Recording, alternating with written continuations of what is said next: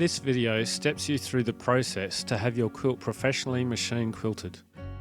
Step 1. Make sure you book in early.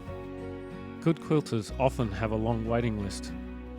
Even if you haven't completed or even started your quilt, ring your quilter and book in your quilt. This is very important, particularly if you have a deadline for your quilt. Step 2.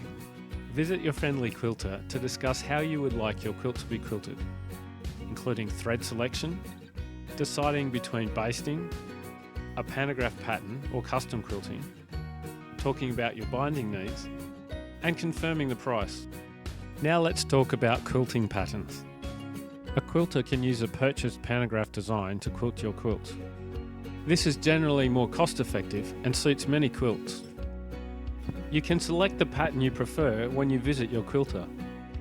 Custom quilting can make a quilt look extra special. For custom quilting, the quilter needs to design the pattern for the individual quilt, and the quilting takes a little longer.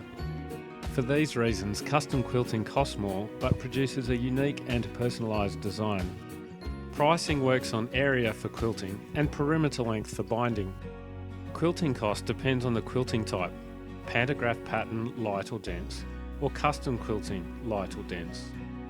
To calculate the cost for the quilting component, multiply the width by the length of your quilt in inches, then divide by 144 to get the number of square feet for the quilt. This amount is multiplied by the cost per square foot for the quilting type.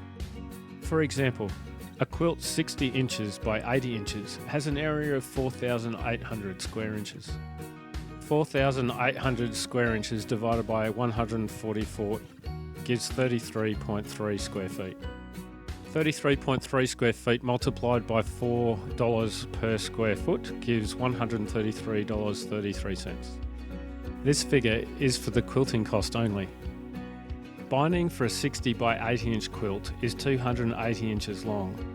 Simply multiply the length of the binding by the cost per inch. You can complete the binding yourself, or ask the quilter to sew the binding on the front. You can even have your quilter sew the binding down, either by hand or by machine.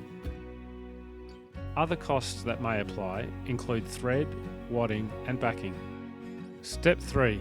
Your quilt is lovingly quilted by your professional machine quilter. Your quilter will then contact you so you can pick up your quilt. Step 4. When you pick up your quilt, you can check to see if everything is good, pay the invoice and take your quilt home to use or give away. We wish you happy quilting.